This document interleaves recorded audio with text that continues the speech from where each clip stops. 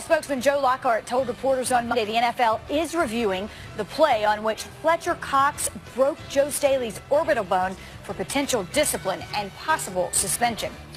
We're happy to have you with us on this Monday as we just crossed the halfway mark of the regular season. Adam Schefter, Ryan Clark, Louis Riddick, I'm Wendy Nix. We will start this afternoon with updates on two of those injuries, none greater than Zach Miller, who did undergo surgery. Adam. A dangerous, very unfortunate situation. You saw him go down in the game yesterday, and the moment you saw him go down, you could tell that his leg landed at an impossible angle. Now, fortunately for Zach Miller, he was rushed to a hospital in New Orleans where there are great vascular surgeons, and they operated to try to save that leg, save his career. They're waiting to see what they do with that leg, and again, there is potential arterial damage. The Bears said he is in everyone's thoughts right now, and we'll wait to see how that surgery works out. But obviously, he was in a good spot for the doctors there.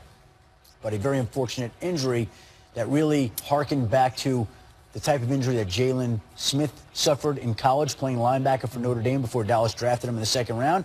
Teddy Bridgewater with the Minnesota Vikings, and even Napoleon McCallum back in the day with the Oakland Raiders. And Joe Staley, Adam, some possible discipline for that hit? Well, listen, we don't know what the league is going to do with this particular play, but we do know that there's a play from yesterday's game in which the Eagles intercepted this pass right here. And if you follow Joe Staley, you can see him, he's behind the scoreboard box. You can't see, but you see Fletcher Cox's arms go up and Staley go down. Staley's orbital bone was fractured on the play. Joe Staley thinks the play was just part of football, but there were people in the 49ers organization who were bothered by the play. The Eagles say he didn't do anything wrong, of course, and we'll see what the NFL decides in this particular instance. Yeah, I've seen the play on all 22, and it's one of those plays where, quite honestly, from the vantage point that you have from the all 22 view, it looks like a routine play where Fletcher's trying to block him.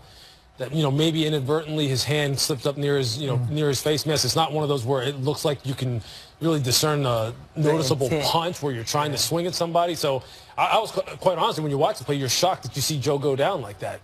And I think it looks like Fletcher's shocked too.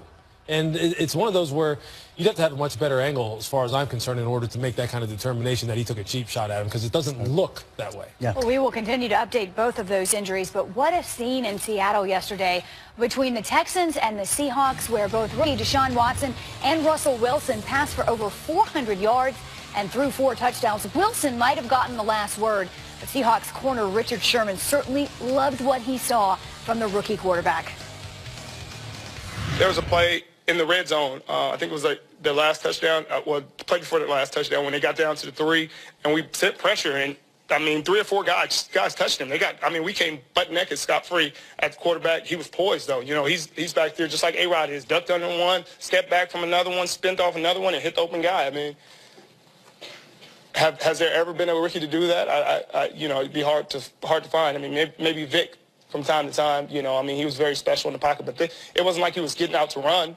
He was getting out to look up and find an open guy. So I think he's going to be a special player in this league. He made plays that very few people in this league, including the top-tier guys, could have made.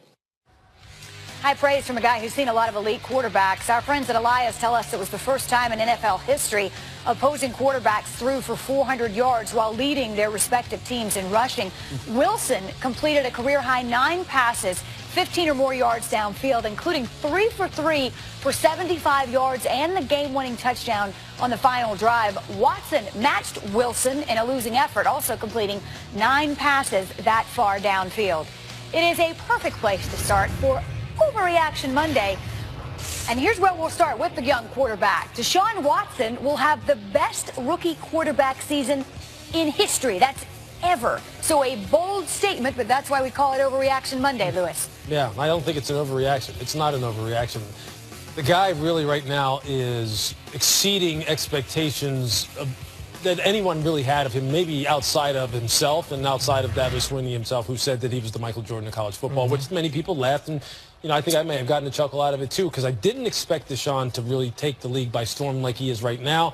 And it's really his propensity right now, Wendy, to really master the crucial situations and make the big plays with his arm, not with his legs. He's a great athlete. Yeah. And Richard is right on the mark as far as the comparison to Michael Vick earlier in his career, except that Deshaun right now at this point in time, look, I was with Michael when he started hitting his apex when we were in Philadelphia, when Andy took his game to another level. Deshaun Watson has come into the league throwing the football at a level that I don't care who you are. You didn't expect him to throw it like this, especially those downfield shots, because he's putting them right on the money, and it's ridiculous, quite honestly, in a good way. Well, let's just go with the numbers, okay? If we look at what Peyton Manning did in his first 9 NFL games. You like numbers? He likes the numbers. Me too. First 7, actually. First 7 NFL games, he threw 9 touchdown passes. Deshaun Watson's first 7 games, 19. So 10 more touchdown passes in the first 7 games of his NFL career. Yeah. Different teams, different situations, different league. But I don't care.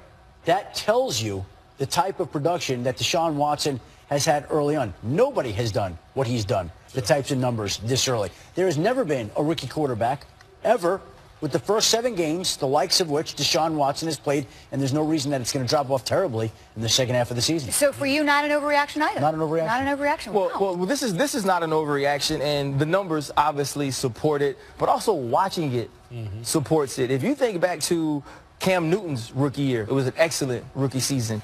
Go back to RG3's rookie year, it was an excellent rookie season. And I think the numbers for Deshaun are going to be better, but I think the responsibility that has been put on his shoulders for this team, what we watched the first half with Tom Savage against the Jacksonville Jaguars, and the difference that this team shows with Deshaun Watson at quarterback, it's the way that he's doing things that makes this so far the most impressive rookie season. And like Adam says, it looks like there's going to be not much of a drop-off. The big moments is when he's the best. When they told him 2 years in a row in the college football playoffs, you're going against historically good college defenses at Alabama. Torched them 400 yards apiece in both of those games. And now you're going against the LOB in Seattle, and he goes out and puts on a performance like this after throwing an early pick 6. The poise which he possesses, the talent which he has, is an amazing combination. This will be the best rookie season ever. And he led that team into Houston, or into Seattle, at a time where that team, you could argue, was in crisis. There were not many people who thought that this team was going to step into that venue in a situation like this, where players were leaving practice on Friday, meeting Saturday, and a rookie quarterback could go into Seattle and play the way that he did. It's just hard to imagine. Sometimes that you don't know what you don't know. Sometimes you don't know what you don't know. And, you know, I rolled my eyes at Dabo Swinney, too, but he said people underestimate that he's got it. Whatever it is, he's got it. And I think that speaks to your point about rising to the big stage and the biggest occasions. On the flip side, of course, the Seahawks did get the win. There are no moral victories, so Seattle walks away with the W. But is it possible, and here's our statement, that Russell Wilson's performance masked some of the Seahawks' issues, Ryan? This is not an overreaction. The Seahawks have major issues. They have major issues up front. Obviously, we've seen that. If you watched at the left tackle position yesterday, Jadeveon Clowney dominated that game from his defensive end spot. He was unblockable. Russell Wilson just made plays. He made plays with his legs, kept his eyes down the field, made huge throws. This is a team that doesn't possess a #1 receiver. Doug Baldwin is a good player. You don't put him in the top tier of receivers you want on your team. Jimmy Graham hasn't been what he's supposed to be. They give up big plays defensively. You can't run the ball, but you win games because Russell Wilson finds ways to make the big plays. He's been a winner since he came into this league, but we were relegated to game manager. He's not losing the game. He's letting the rest of the team win. The reason this team is successful this year and keeping pace with the Los Angeles Rams is because of Russell Wilson's play. I would venture to say this. If you put a classic pocket passer in this offense is going to be one of the worst in the league.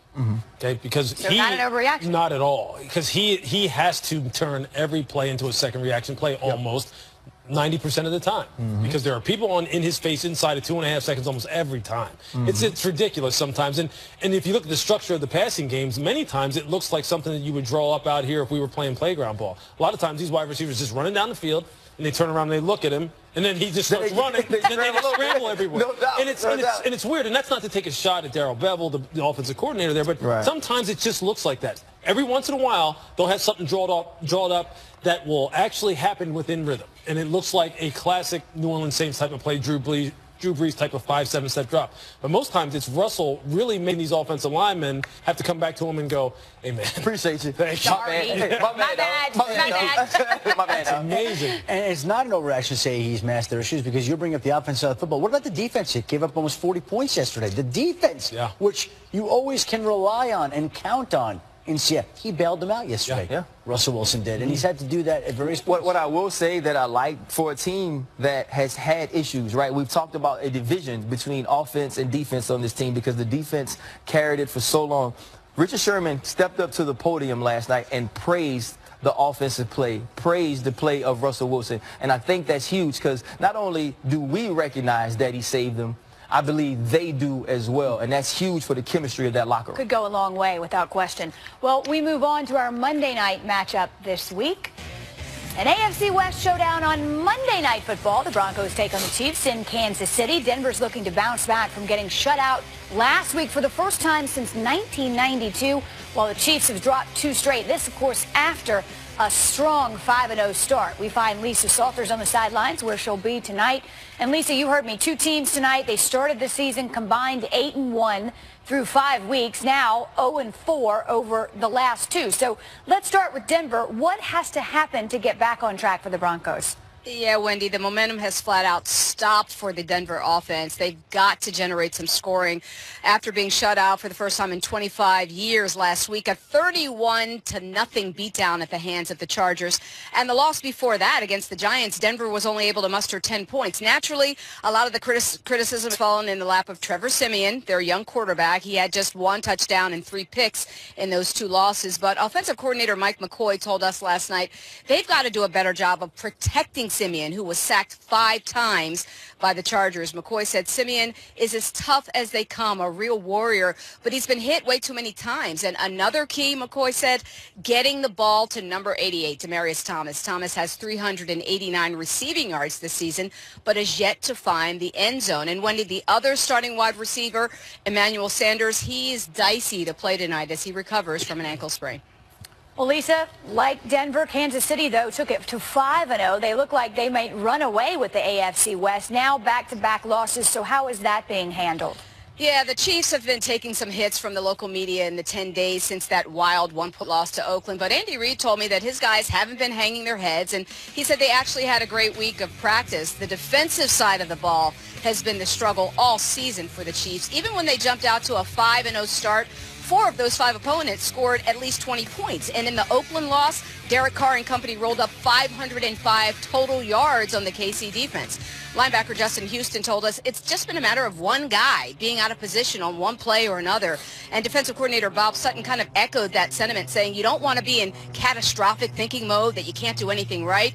He said there are things that we're doing well, but it comes down to improving what we're not doing well. And tops on that list, defending the pass, especially the deep ball. Their passing defense is ranked 28th in the league, and the 9 completions they've allowed for 30 or more yards through 7 weeks of the season, Wendy, the most in the NFL.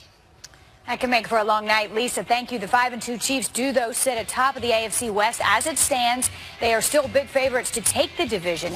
Our football power index currently gives the Chiefs a whopping 90% chance to win the AFC West. The Broncos, who they play, have the next best FPI odds with a 6% chance, so quite a differential. So as we continue with Overreaction Monday, here's what I say. A win tonight seals the AFC West for the Kansas City Chiefs. Adam, overreaction? Not an overreaction. Not an overreaction. You take a look at a team that would have a 3-game lead at that point in time, Wendy. Who's going to catch them? The Oakland Raiders? The Los Angeles Chargers? The Denver Broncos? Don't think so. It would be too difficult for any one of these teams to erase that much ground against a Kansas City team that is solid fundamentally, that doesn't make bad mistakes, doesn't turn over the football. They don't beat themselves. So if they have a 3-game lead, to me, it's a division. That's a lot of real estate to make up, Ryan. This is not an overreaction. They lose tonight. These other teams they aren't playing very well right now. The Oakland Raiders aren't the team that was able to make the comebacks last year and mask things by Derek Carr's play. Trevor Siemian has now been put in charge of this offense, and they're asking too much from him in Denver. And the Los Angeles Chargers, I mean, let's just be honest, they're just the Los Angeles Chargers. The Kansas City team is the best team in this division. They play the most balanced football. They're coached the best at this point offensively, and I do think if they win this game, they have a 3-game lead like Adam was speaking about. That's going to be an insurmountable lead, and it's very early on in this season, just because I don't think these other 3 teams can generate the wins needed to make that type of comeback. Yeah, I think the deficiencies of the other 3 are just too great to overcome. They just can't catch them, and it doesn't. You're right. If it was neck and neck right now, Kansas City's going to come out. Perhaps a different right, exactly. Because they just are 1 through 53. They have better players. And then through the course of a 3-hour football game, they're going to make less mistakes, I believe, from a tactical standpoint and an execution standpoint than these other teams do. These other teams just shoot themselves in the foot. And then we're going to see this tonight. Look, the offensive line of the Denver Broncos, yeah, they have to protect Trevor Siemian all right. Yeah, They sure do. Here they I just don't know if they can. Here come the Chiefs. Kansas City, of course, won the AFC West last year. They have never won a division title in back-to-back seasons. When Overreaction Monday continues, a potential Super Bowl contender falls to 3-5 yesterday. Are the Raiders done after a Buffalo blowout? And always after an eventful weekend, our Sunday stand-ups highlight the best of the best. This time, Week 8, and there's plenty to get excited about.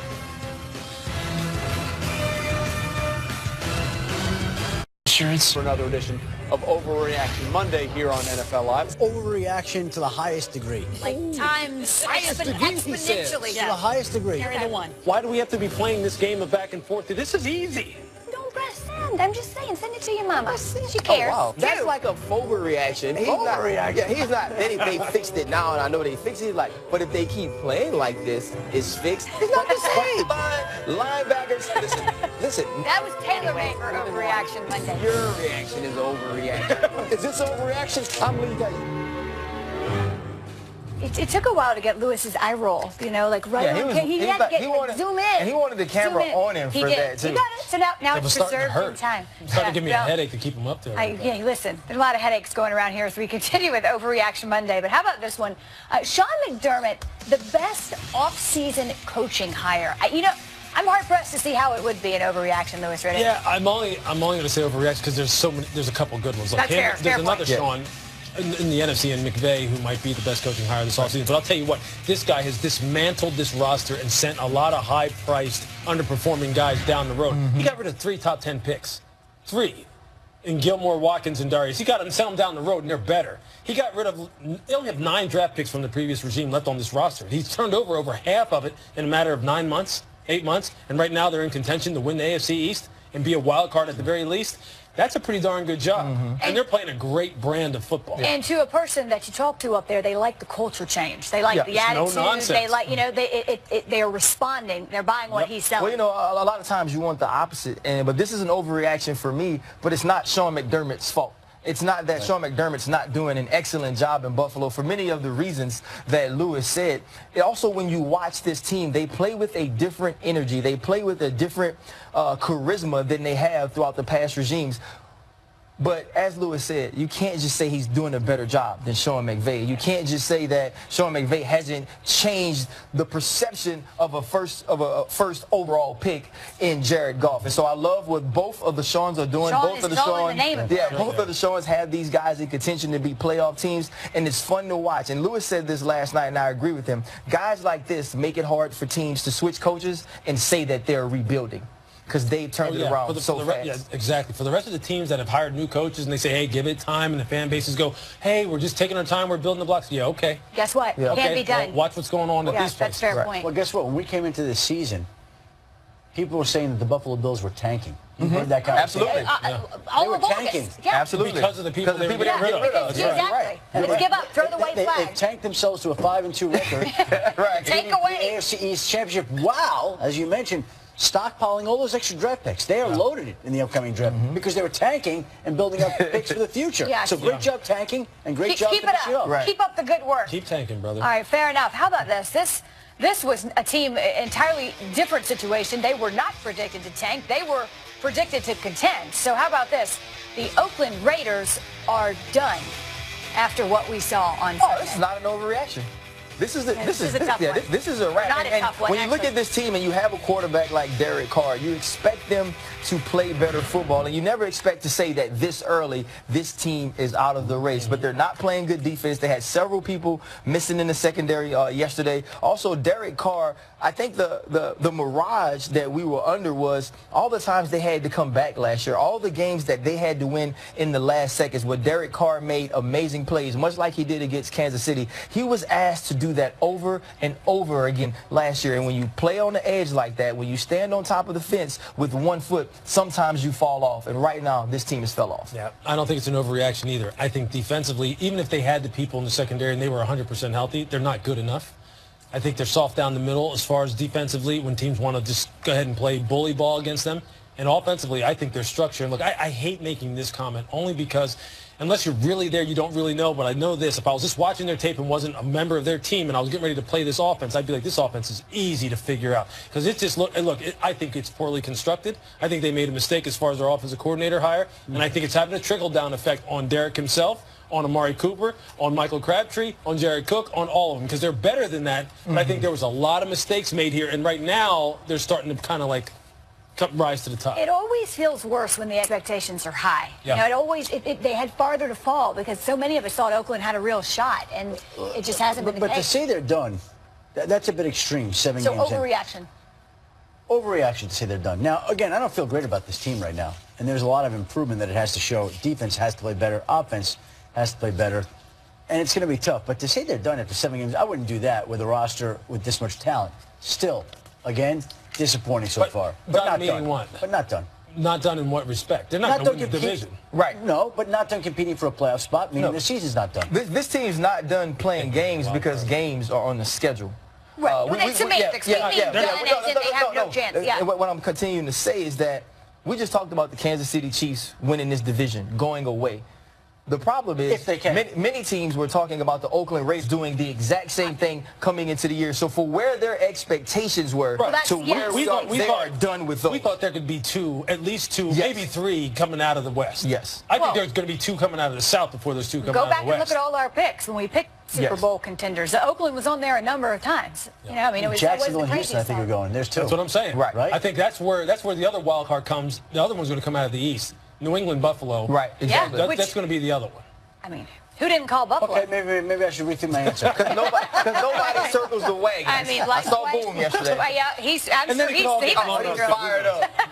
The Raiders, by the way, have never reached the playoffs after starting with a losing record through 8 games. There'll be more overreaction Monday, but first this press coverage as we update the situation from Chicago. This from head coach John Fox on the status of Zach Miller. He's got a good pulse and good feeling in his foot. Not to say he's out of the woods, but it is as good as could be expected. Again, good news for Zach Miller, who did undergo surgery in hopes of not only saving his career, but saving his left leg after a gruesome injury on Sunday. Up next, the 2 Pennsylvania teams made strong showings, and here to show it again, this week's Sunday Standouts. Hello? You play to win the game. You don't play to just play it.